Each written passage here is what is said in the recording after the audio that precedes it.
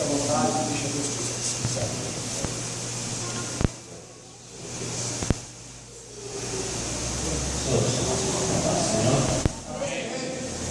Estamos enfermos.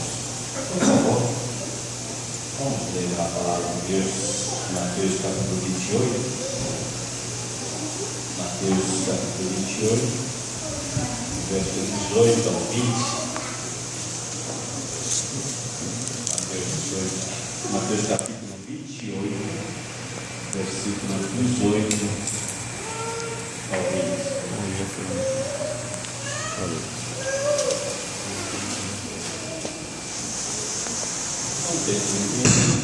Nós vamos ver. Eu queria acompanhar com a visão e a missão.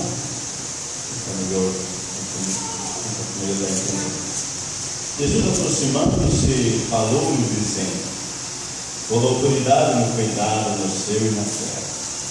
Ide, portanto, fazei discípulos de todas as nações, batizando-os em nome do Pai, do Filho e do Espírito Santo, ensinando-os a guardar todas as coisas que eu vos tenho ordenado, e eis que estou convosco todos os dias, até a consumação dos séculos. Amém. Vamos orar, irmãos. Em nome de Jesus, amado Deus e Espírito Santo, Papai, te louvamos por tua misericórdia, por tua graça, porque estamos aqui reunidos. E nós pedimos, Senhor, que o teu Espírito Santo nos ministra, nos unge, cada vida seu instrumento nesta noite para aprendizado, Senhor. Se rogamos isso em nome de Jesus, te louvamos. Amém. Vamos sentar-se, por favor. Antes eu quero agradecer o convite do nosso amado irmão e o nosso irmão Rafael, que nos recebeu, e a confiança do pastor que tem na nossa pessoa. Amém? Deus te abençoe. Obrigado pela confiança, poder estar aqui para passar algo da parte do Senhor para os irmãos. O tema que os irmãos escolheram eu achei muito interessante, em questão da importância da escola bíblica para a igreja e em relação a cada departamento. Também estou feliz porque tem bastante irmãos daqui fazendo curso com nós, lá no nosso seminário teológico. O irmão Israel está aí, todos os irmãos, que são alunos, Deus abençoe. A gente fica feliz quando o povo de Deus ele se interessa, irmãos, pelo aprendizado. Aprender a palavra de Deus para poder ensinar, irmãos. Ninguém está apto para ensinar se não aprender. Não existe como eu poder ensinar algo se eu não aprender. E esse tema da importância da escola bíblica dominical é de suma importância, visto que tem muitas igrejas onde até mesmo não tem escola bíblica. Tem muitas igrejas que cancelam as escolas bíblicas por qualquer situação.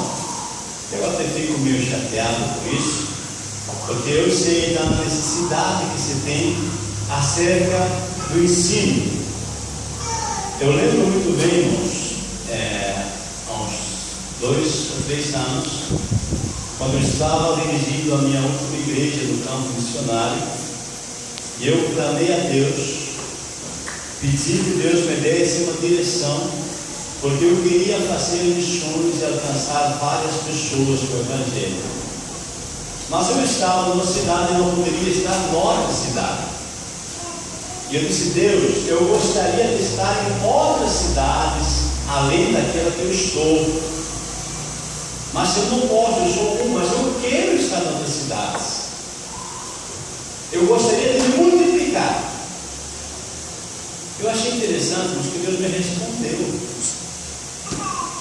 Deus me respondeu e disse: tudo bem, eu vou multiplicar você. Mas como vai me multiplicar? Logo na semana, o reitor da seminário onde eu estudava me convidou para dar aula no seminário. E eu, a princípio, rejeitei a princípio, assim, não, eu não quero ficar dentro de quatro paredes, dando aula. O meu negócio é ganhar alma na rua. Eu gosto do campo missionário, eu gosto de estar lá fora. Ficar dentro de quatro paredes, não, para mim, eu não vou me acostumar. Mas eu disse para o pastor, disse, eu vou orar. E orei. E Deus respondeu, disse, mas você não pediu para se multiplicar? Eu falei, pedi, então. É na sala de aula que você vai se multiplicar. Tudo que eu tenho ensinado para você, toda a experiência que você adquiriu no campo, você vai ensinar às pessoas. E estas pessoas vão alcançar a vários locais no mesmo tempo. Amém. O poder do discipulado, o poder da multiplicação. Eu ainda assim disse, Deus, mas eu tenho uma prova. A gente que gosta da rua, gosta de estar no campo, nossa, eu quero uma prova, porque meu negócio é ganhar almas, e assim quatro paredes, estou achando meio dificultoso. É interessante, irmãos, porque a primeira aula que eu ministrei no seminário, na verdade eu abri um bolo para esse seminário, fizeram propaganda, vai ter um seminário teológico, vai ter aula de teologia do Vaticano, fizeram propaganda, e veio umas 20 pessoas, e eu pedi para cada uma delas se apresentarem, e um deles se apresentou e disse, olha, meu nome é Pedro, eu não sou evangélico, eu vim aqui porque eu ouvi falar de um negócio de bacharel em teologia, eu não sei o que é isso, então eu vim assistir a aula. E dentro de mim, irmãos, imediatamente acendeu um calor, um fogo, e disse, Deus, é hoje. Porque essa alma que entrou aqui não pode sair sem te levar. Eu vou dar aula, mas eu quero essa alma salva. E a nossa matéria era Cristologia. Meu Deus. E toda a matéria, intencionalmente, irmãos, eu direcionei para a questão salvação. E no final da aula, eu pedi licença para a turma e me dirigi direto para ela, porque eu não crente, não sei se negócio, não sei se tem alguém para aceitar Jesus, não, eu sabia que ele era não crente.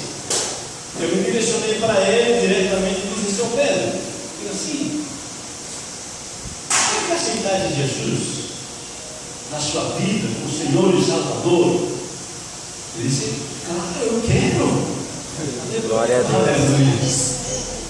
Deus me provou que eu posso ganhar almas, mesmo sendo dentro da sala de aula. Eu pedi uma prova e Deus me deu. Amém.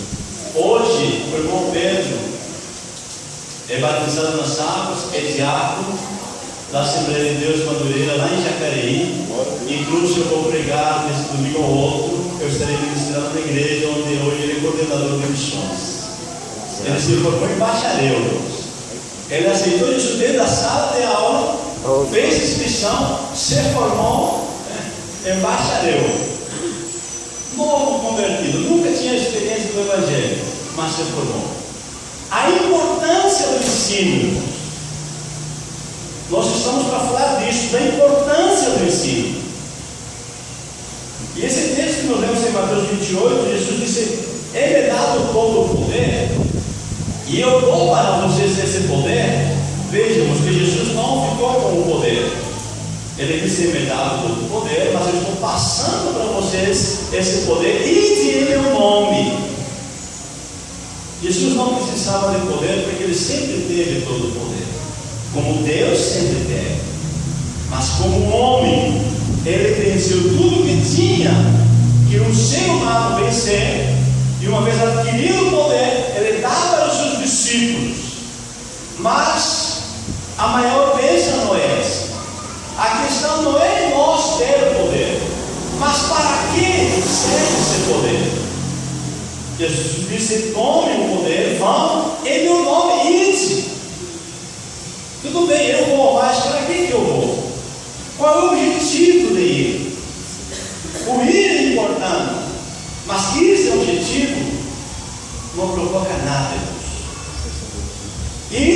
fazer discípulos. Ide e fazer discípulos. A razão do ir. Porque muitas igrejas hoje, irmãos, eles estão numa decadência espiritual. Algumas igrejas parecem aqueles aparelhos, né, onde você vê o coração das pessoas, sobe, desce, sobe, desce, sobe, desce. Tem muitas igrejas que estão assim, hoje tem 50 membros, amanhã tem 100, depois tem 50 de novo, tem 30, e vai naquela inconstância. Jesus disse: olha, o segredo é fazer discípulos. A igreja pentecostal, apesar de aqui no Brasil, por muito tempo, haver resistência ao ensino teológico, na verdade, a igreja pentecostal, em 1906, começou, o movimento pentecostal começou numa escola bíblica de teologia, a escola bíblica Bethel, lá nos Estados Unidos. Um pastor Barham, ele inaugurou seu próprio seminário. Ele disse: vamos fazer um seminário, nós vamos analisar porque nós, neste período, nesse século, nós não experimentamos o batismo com o Espírito Santo com línguas. E ele deu para cada aluno fazer a pesquisa. E lá que foi batizado as primeiras pessoas do movimento pentecostal dentro do seminário. Então o movimento pentecostal nasceu dentro do seminário teológico. Mas lamentavelmente, no transcorrer do caminho, principalmente aqui no Brasil, houve resistência para se estabelecer seminários teológicos. Isso foi um problema sério. Mas mesmo assim, com muito custo, conseguiu se estabelecer o ensino, e depois veio a escola bíblica. E se tem uma potência, irmão, chamada Assembleia de Deus, segundo as estatísticas do IBGE de 2010, com mais de 12 mil membros, todo esse crescimento se deve ao movimento de ensino. Existem outras igrejas que têm muita unção. Existem muitas igrejas onde acontecem muitos milagres, mas não há base, não há ensino, e isso faz a diferença. Daí a necessidade do ensino de uma boa escola dominical. Na escola dominical, muitas pessoas não vêm na escola dominical porque às vezes não encontram conteúdo. Eu não iria numa escola dominical só para ouvir histórias pessoais, só para ouvir, porque está só na revista, só para ler só a lição. Muitas escolas bíblicas estão em falência porque na verdade falta qualidades dos professores. Por isso eu fico contente com irmãos, igrejas que fazem esse tipo de trabalho para aperfeiçoar seus professores, motivar a igreja. O melhor seminário de teologia é a escola bíblica, e é de graça. Meu Deus, né? terra. Basta pagar a apostilinha, né? É 10 reais, 7 reais, Meu de Deus. 3 em 3 meses. Fala, Jesus. Isso é bom demais, irmãos. Mas nós precisamos aproveitar. Mas não somente em questão, irmãos, aproveitar e fazer presença, mas fazer a diferença. Eu estive lendo uma estatística que foi feita pela revista Você RH. Segundo essa estatística, 63% das empresas, que foi feita uma pesquisa com 1.200 executivos em 18 empresas, 63% acreditando que faltam líderes. 85% dessas empresas não têm as competências necessárias para uma promoção imediata. Olha só, falta pessoas capacitadas, falta líderes e não existe gente preparada. Jesus disse claramente isto no seu ministério: a seara é grande, são poucos os ceifeiros. Olha aí. Existe espaço para todos trabalharem. E a outra estatística diz que 70% das posições de liderança não tem sucessores prontos. Não tem sucessor pronto. Se hoje eu morrer, quem vai assumir meu lugar? Se hoje eu passar, quem vai assumir meu lugar? Se eu sou professor titular de uma classe e agora por alguma necessidade eu mudo de bairro ou mudo de cidade, quem vai dar aula em meu lugar? É isso que estamos dizendo. Ensinar não é só por ensinar. Ensinamos para que as pessoas cresçam, se tornem melhores que nós, os professores, e eles assumam nosso lugar. Esse é o objetivo de ensinar. Jesus fez isso. Jesus chamou 12, fez discípulos, para que esses discípulos assumissem o lugar dele. É verdade. Eu não posso pensar em fazer discípulos, em pensar em dar aula, irmãos, e esconder os segredos. Não posso. Se Deus me deu um talento, estamos para dar todo o conhecimento possível para o aluno. É necessário isso.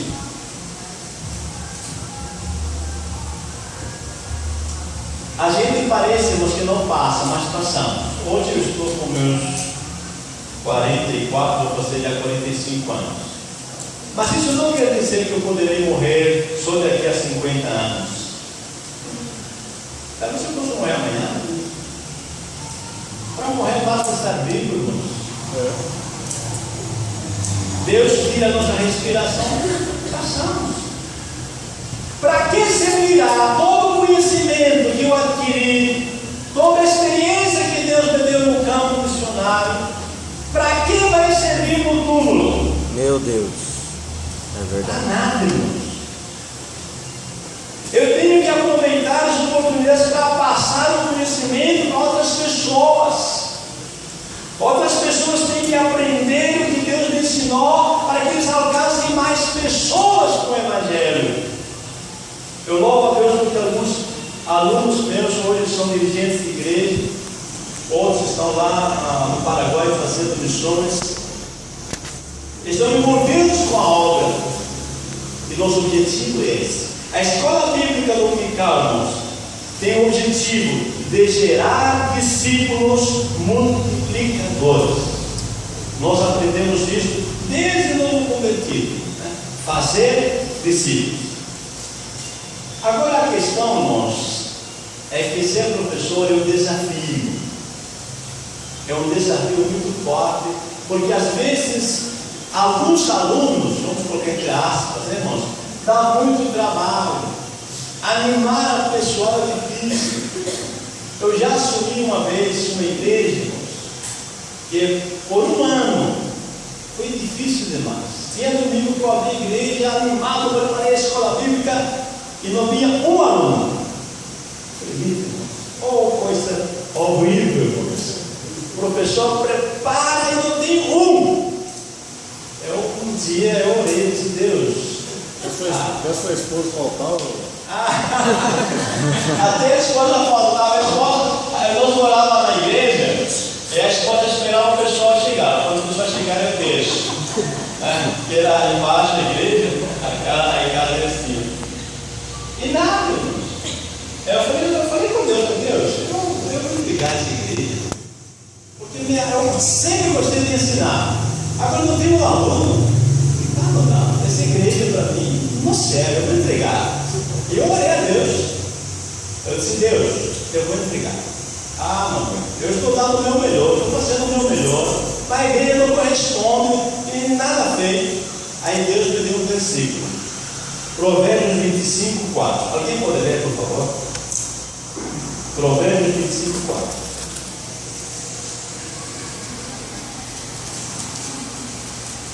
Pode ler. Provérbios 25, 4.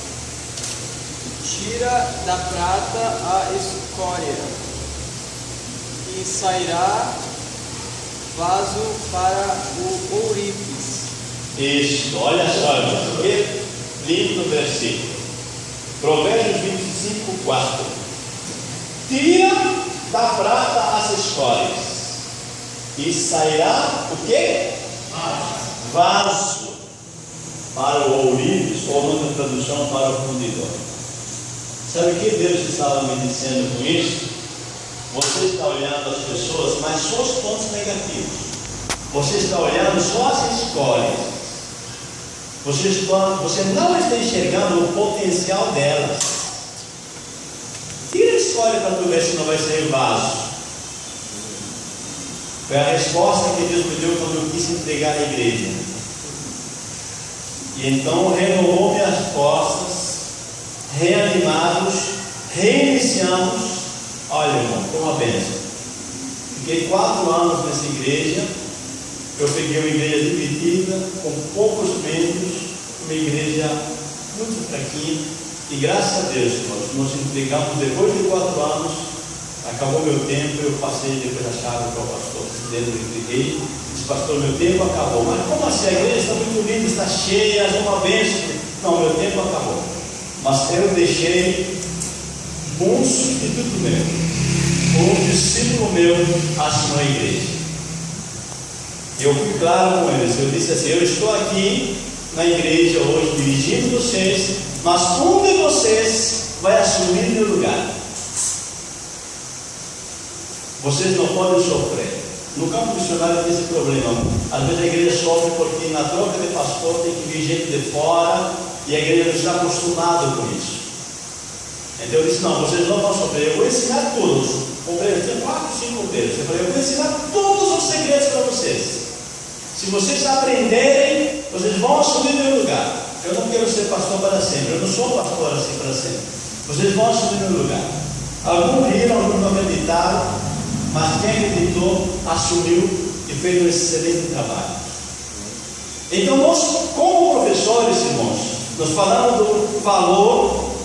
Cada um de nós tem que se atrever a enxergar além da simples capa. Eu tenho que enxergar potenciais. Às vezes eu digo, esse irmão não dá nada, esse irmão não vai dar. Não, vai dar sim.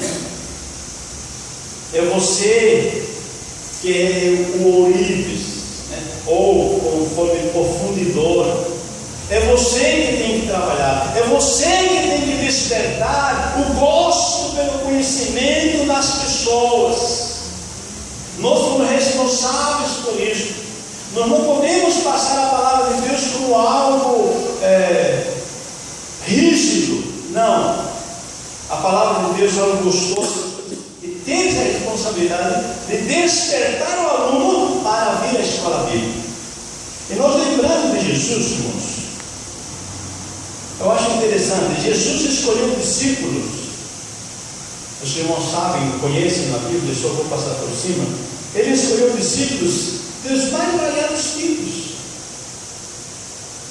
Eu lembro, por exemplo, do André, o discípulo André. Quem ele era? André é um jovem introvertido, meio quietão. Você não vê na Bíblia André dando suas opiniões, falando. Não, ele é. Você vê, acho que 1 ou 2 vezes falando, poucas vezes. Diz a Bíblia, no entanto, que André chamou Pedro. Olha só. Quem ganha 3.000 almas? É Pedro ou André? É Pedro. Através de Pedro. Será? Olha só, irmão. André através de Pedro. Pegou o mistério. Foi Pedro que ganhou 3.000 almas. Foi Pedro que ganhou, mas quem ganhou Pedro foi André. É. Olha só, é um mistério, irmãos. O que estamos querendo dizer, irmãos? Nós temos que usar o potencial de cada aluno. Glória a Deus. Tem aluno, às vezes, que não é aquela coisa eufórica, aquele que fala muito, é quietinho, mas ele traz um aluno. Nós precisamos do André, irmãos. Então, as pessoas pessoas que são quietas, mas sabem trazer pessoas para o Senhor, aleluia. Pedro, sim, ele falava até demais, não. Pedro falava precipitadamente, ele falava sem pensar, agia impulsivamente, sem medir consequências. Mas Jesus dispensou ele? Não. Eu acho lindo isso em Jesus, irmãos. Pedro é sanguíneo, Pedro é explorado, ele fala rapidamente, reage rapidamente. Precisa de um Pedro na igreja? Precisa. A coisa não anda, né? Senão não anda a coisa. Você lembra lá no dia do Pentecoste, quando eles recebem o Espírito Santo e estão apenas falando em línguas e tal, e alguém chega lá e diz: "Oh, bando de bêbados, essa hora do dia estão bebendo." João, André, os outros ficaram quietinhos, só ouvindo. Seus bêbados. Pedro não entrou. Se levanta. Bêbado? Não, bêbado não. Não, Senhor, isso que vós vedes é o que o profeta Joel falou. E aí, começou. Alguém tinha que falar, alguém tinha que se levantar, alguém tinha que tomar iniciativa. Para isso, precisava de um Pedro. A igreja precisa de cada tipo de pessoa, o professor precisa de cada tipo de aluno. Nunca nós devemos criticar porque uma pessoa tem determinado comportamento. Ainda hoje eu falei na nossa sala de aula, não existe pergunta, como o nordestino diz, irmãos, pergunta besta. Não existe, né, irmãos? Não existe pergunta sem nexo, agora a palavra mais bonita, sem nexo. Eu morei 7 anos no Nordeste, irmãos, e eu amo o nordestino. Eu casei com o nordestino. Então, não existe pergunta, irmãos, que não tem valor. Você lembra de Tomé? A Bíblia diz que Jesus, após a ressurreição, entrou e todo mundo ficou quieto. Jesus falou, foi embora, chegou Tomé. Aí ele disse: olha, nós vimos o mestre. O mestre estava aqui. Tomé disse: não acredito. Como não acredita? Não acredito. Eu só acredito se eu colocar meu dedo nas marcas das mãos e lá, não acredito. Muda o dia, Jesus vem de novo. Diz: Tomé, vem cá, coloca a mão. Algumas pessoas condenam Tomé, irmãos. Eu louvo a Deus por Tomé.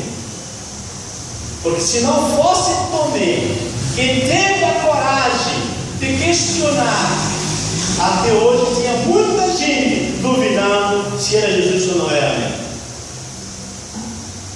Coragem de expor seus pensamentos. Nós temos que ter coragem de questionar, perguntar, discordar. Algumas pessoas até dizem: mas pastor, o senhor não tem medo de que o aluno discorde? Não. Todos têm direito de discordar. Agora tem que apresentar fundamentos para discordar. Não tem mesmo, não. Deixa eu discordar por discordar. Senão não tem graça também, né? Discorda por quê? Mas eu não concordo com isso. Por quê? Ouvi falar, ou tal livro falou, tal pregador falou, tal pastor falou. Amém. Dá sua base. Mas não fique calado. Faça a sua escola bíblica, irmãos. Faça que as pessoas participem.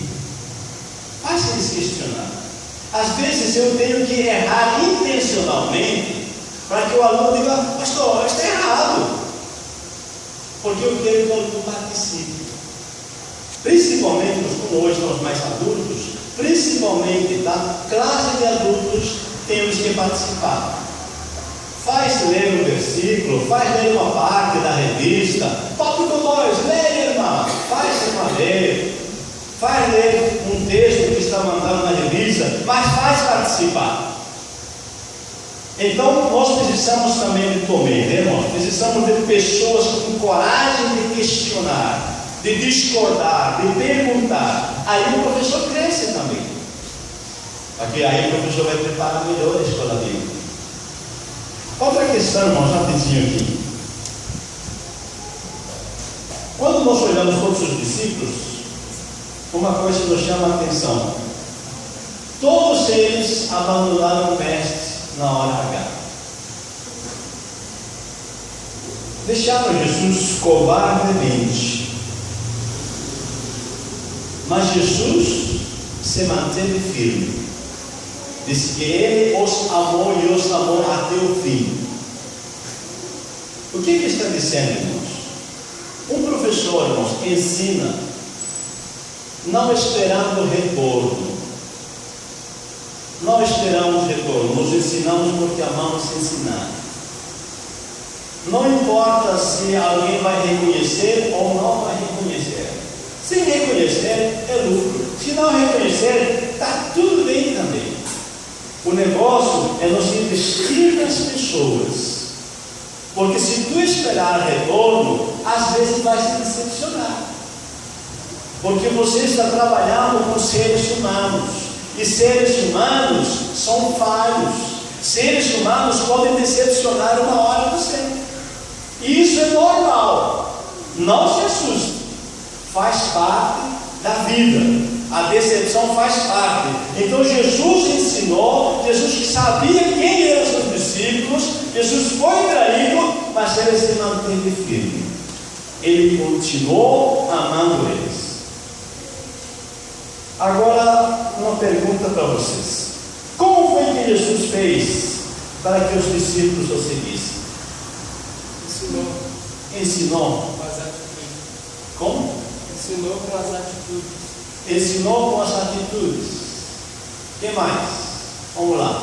Como é que Jesus fez para que as pessoas o seguissem? Ensinou com as atitudes, está certo. Mas o que mais? Sem milagres. Fazia milagres. Ensinou com autoridade. Ensinou com autoridade. Deu exemplos. Uma coisa interessante, irmãos, que Jesus fez, porque você vai fazer várias vezes, você vai ver ele fazendo, é dar espaço para cada um. Cada aluno se sente à vontade com Jesus. Eles seguem Jesus não por obrigação, mas porque prazer em ouvir Ele. Eles se sentem à vontade. Isso se chama nivelamento. Jesus em nenhum momento ele se coloca como um mestre acima dos outros. Ele não é aquele que está num patamar para cima. Ele está no nível de todos. Ele se iguala. Se eu quero ganhar as pessoas, irmãos, eu nunca posso demonstrar superioridade. Na sala de aula, por exemplo, na minha sala de aula, né, eu não uso uma mesinha assim na frente para dar aula.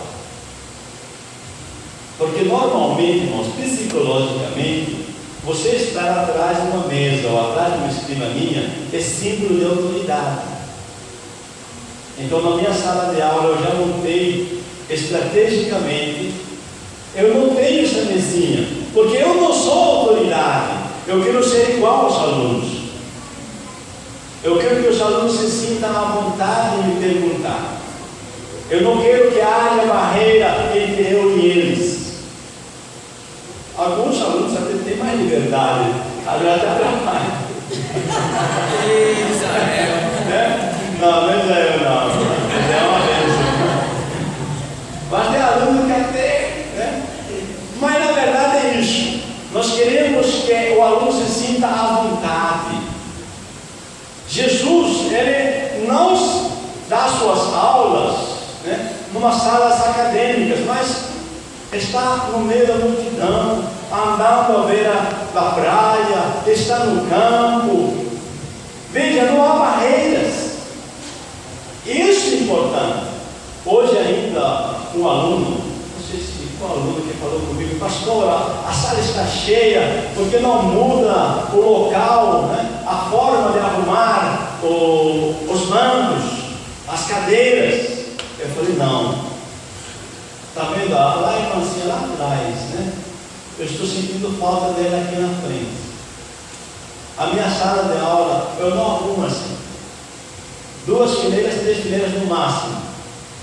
Porque isso é a metodologia, tá, irmãos? A metodologia diz que a minha comunicação, quando está lá, perde a eficiência da comunicação. Eu não posso ficar longe do aluno. Tanto é que as escolas hoje, a Universidade de Harvard, eles não usam mais sala de aula comprida. A sala de aula é ao contrário, ou se não a meia-lua, onde o professor transita no meio dos seus alunos a liberdade de comunicação. Nós não podemos mais ficar naquela sala de aula onde só o professor fala, onde não há comunicação, onde existem barreiras. Aí eu estou usando porque eu vim aqui na igreja, né? Mas senão não usaria. E principalmente essa cor, né, irmãos? Cor preto é autoridade dentro da psicologia. É intimidador. Você quer dar aula? Dá uma aula com uma cor mais clara. Mesmo que seja eterno, mas não tem cinza. Rosa, as irmãs, rosa é quando cheguei também, né? Mas é uma cor mais clara possível para que haja uma comunicação já psicológica.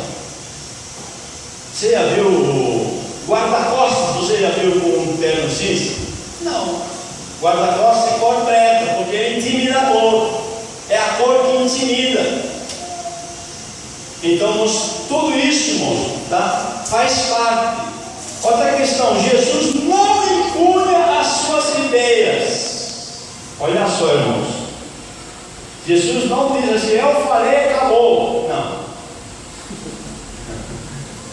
Nós somos donos da verdade.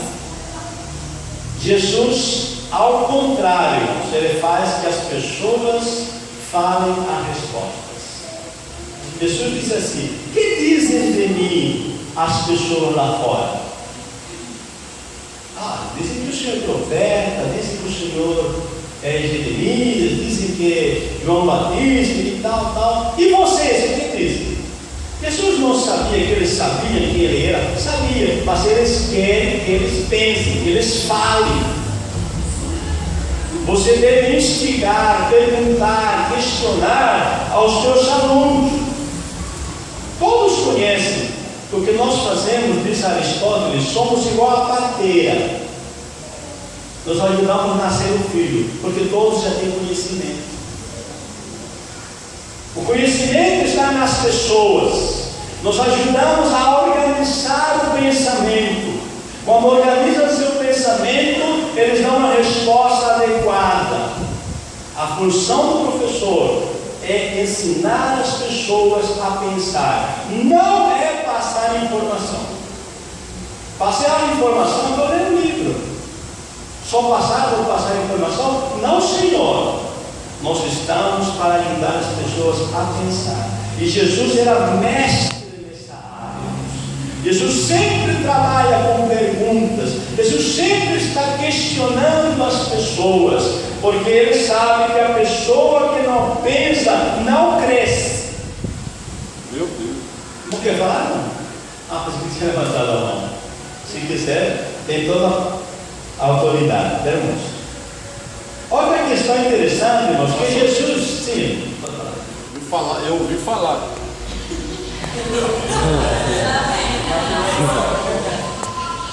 A única pessoa que pensa e não cresce é japonês, verdade?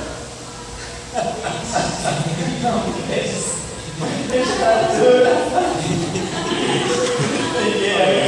Ele aprende a pensar, né? Era para pensar.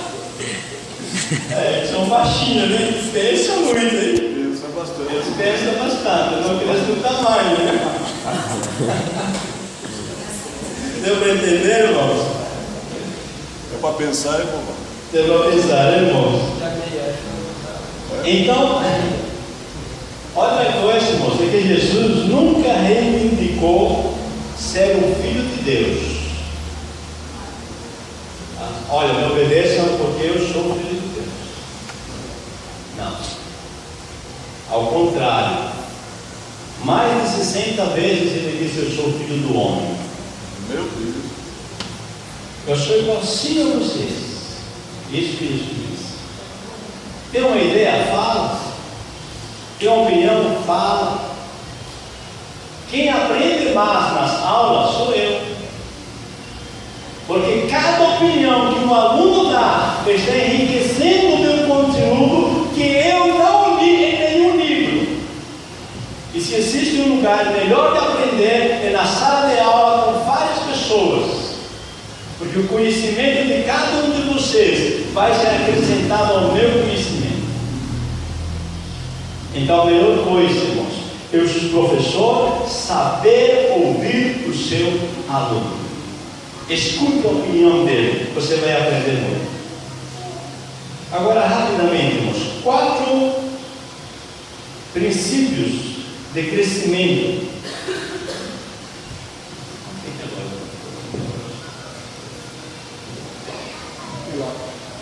Temos umas meia hora. 4 princípios de crescimento, rapidinho, tá, irmãos? Primeira questão é a arte da dúvida. Princípio de sabedoria. A dúvida, irmãos, é o princípio de sabedoria na filosofia. A dúvida é o princípio da sabedoria na filosofia. Quem não duvida dentro da filosofia não cresce. Eu preciso duvidar dos meus paradigmas. Eu preciso duvidar das minhas verdades para eu poder expandir meu conhecimento. Se eu não duvido, eu não vou pesquisar. Se eu não duvido, eu não vou buscar mais informações. Dentro da filosofia, só cresço se eu duvidar. E Jesus fazia as pessoas duvidar. Vamos ler o Evangelho de João, capítulo 8, versículo 31 ao 34, por favor. Evangelho de João 8, 31 ao 34. Disse, pois, Jesus aos judeus que haviam crido nele: se vós permanecereis na minha palavra, sois verdadeiramente meus discípulos, e conhecereis a verdade, e a verdade vos libertará. Responderam: somos descendência de Abraão, e jamais fomos escravos de alguém. Como dizes tu que sereis livres? Replicou-lhe Jesus: em verdade te vos digo, todo o que comete pecado é escravo do pecado. Amém. Olha só, olha que lindo a arte de Jesus. Jesus, irmãos, ele está vivendo um contexto da filosofia grega, tá, irmãos? E Jesus usa muita didática grega. E a arte da dúvida dentro da filosofia, Jesus usa. Jesus está dizendo que vocês são livres. Como livres? Quem serve ou quem se rende ao pecado é escravo. Livres. É interessante isso, irmãos, porque as pessoas às vezes não sabem o que são, o estado em que estão. Mas quando nós colocamos a dúvida, eles vão repensar. Jesus está dizendo: vocês realmente são livres? Não, mas nós temos por pai Abraão, somos descendência de Abraão. Mas vocês não se rendem ao pecado? Se rendem ao pecado, são escravos do pecado. Então, a forma que Jesus ensina, irmãos, é através da dúvida. Quem não se dá a esse direito de duvidar, não cresce.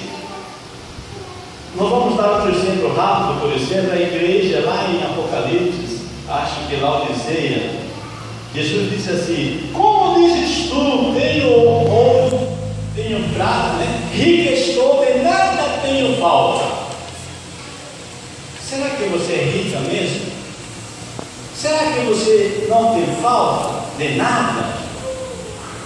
Pensa, Jesus diz assim: arrepende-te, pensa, porque o que eu vejo é que você cega numa miserável.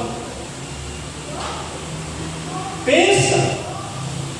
Então nós temos que trabalhar também com esse princípio, né, irmãos? Nossos professores devemos trabalhar com o princípio também da dúvida. Também quem não duvida é facilmente enganado, né? É enganado. Eu já vi pessoas pregarem no púlpito crendo numa verdade que não era verdade, porque viu lá nos Gideões. Isso tem muito, irmãos. Foi o Marco Feliciano que falou isso. Heresia pura.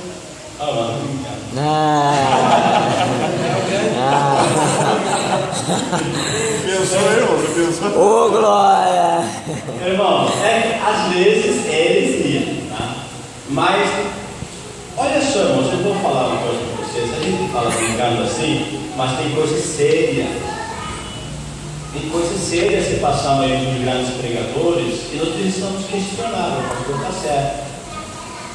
Eu postei no meu Face questionando, eu não falei nada afirmando, eu coloquei questionando.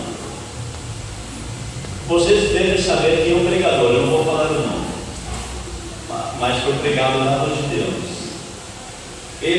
Esse pregador pregou uma teologia. Eu não vou falar o assunto também que vai virar polêmica, senão aqui, que não é nosso objetivo.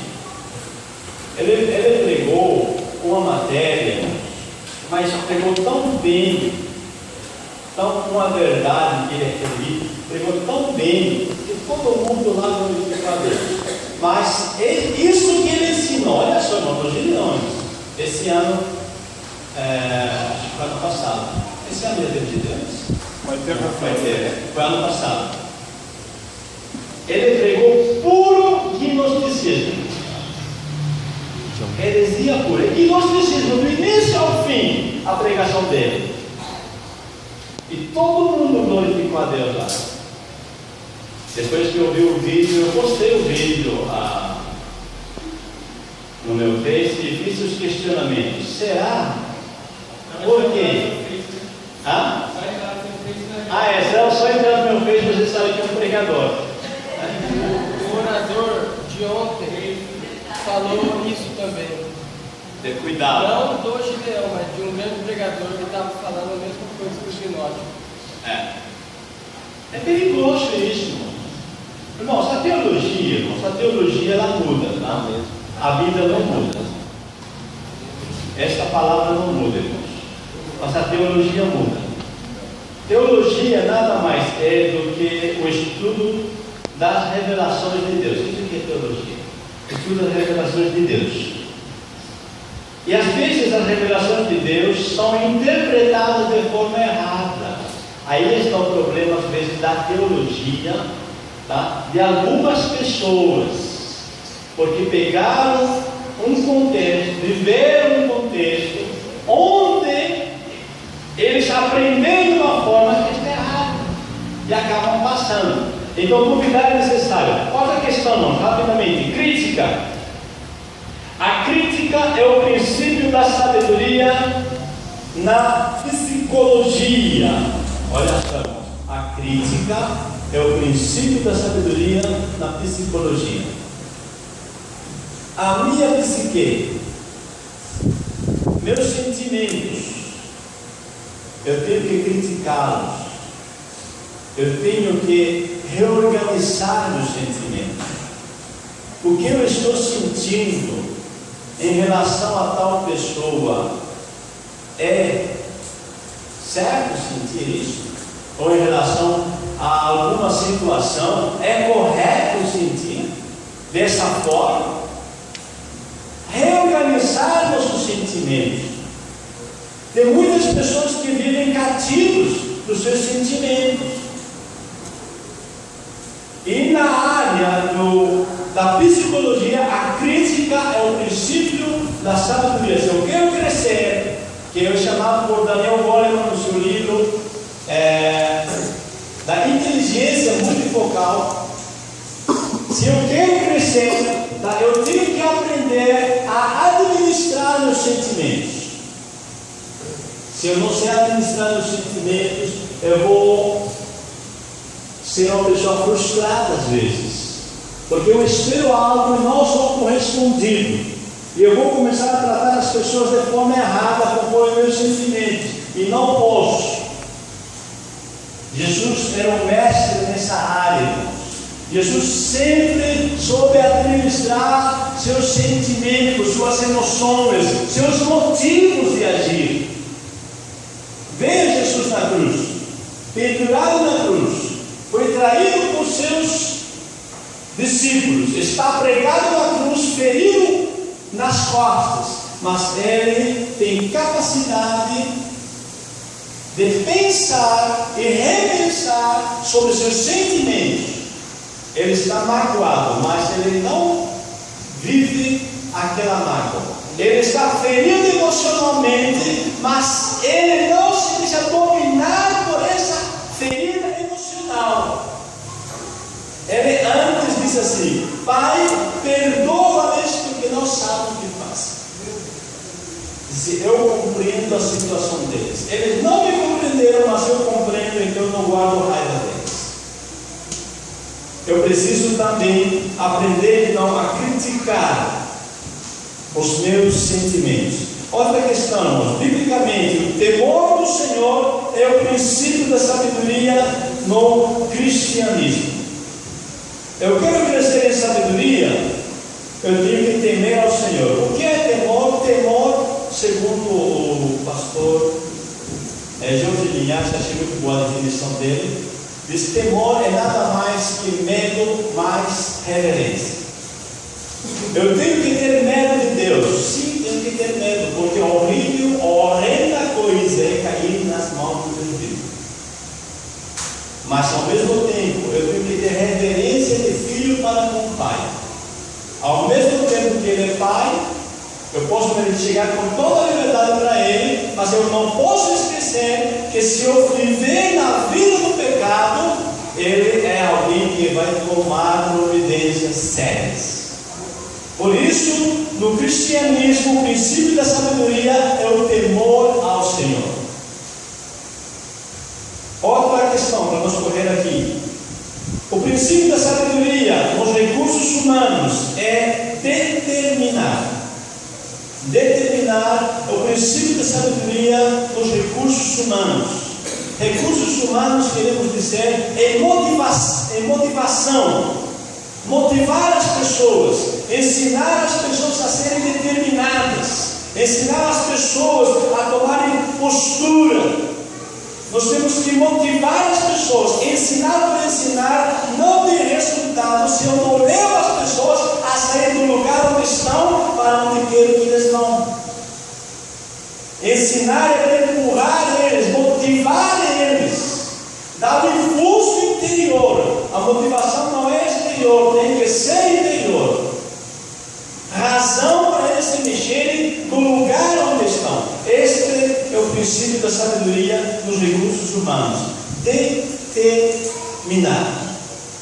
Então motive seu aluno a ser uma pessoa determinada, a ser uma pessoa bem-sucedida, a ser uma pessoa que tenha sucesso na vida, a ser uma pessoa motivada. Amém?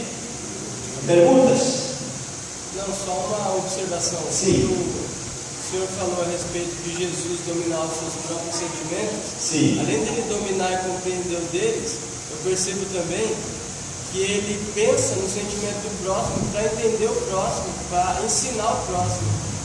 Isso, muito bem. Tá?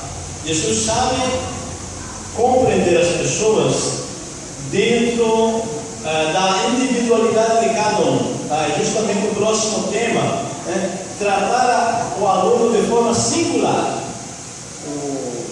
Sim. Temor também a gente pode aplicar Tem como espaço? respeito. Sim, respeito, reverência. Você tem? Eu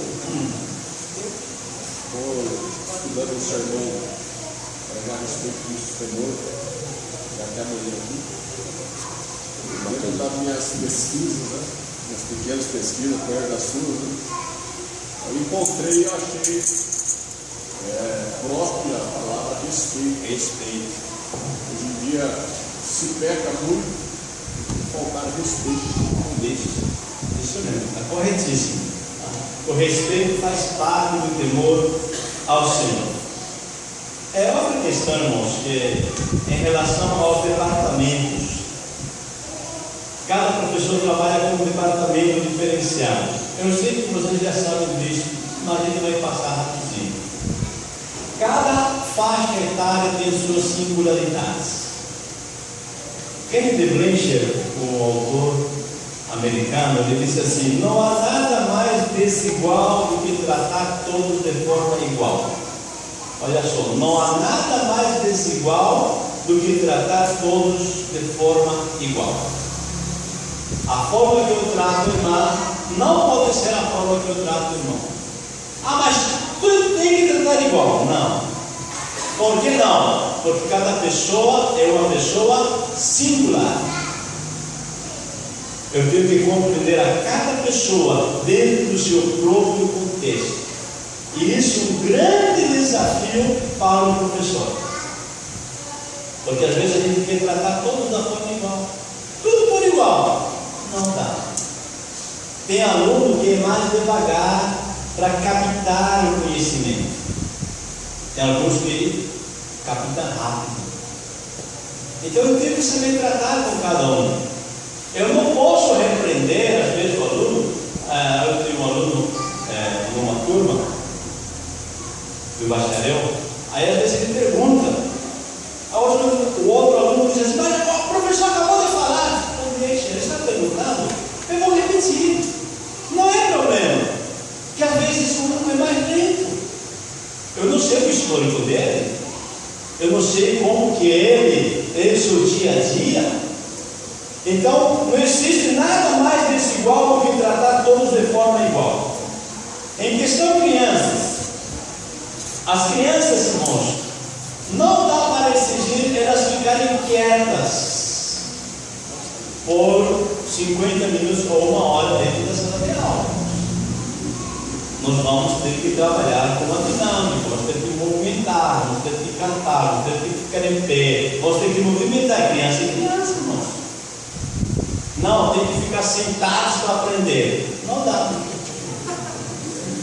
Não tem jeito, meu irmão, tá? Eu, professor, tenho que me adequar a eles. Eu não tenho dom para tratar com criança.